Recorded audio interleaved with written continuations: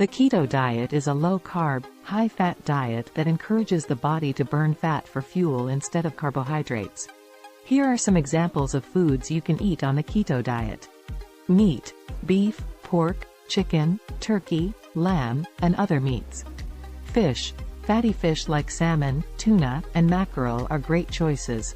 Eggs: whole eggs, including the yolks.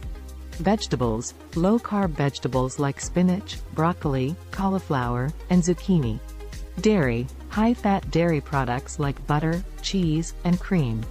Nuts and seeds: almonds, macadamia nuts, walnuts, and chia seeds.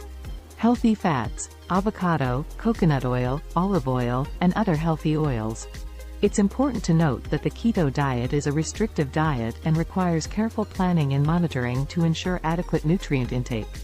Consult with a healthcare professional or registered dietitian before starting any new diet.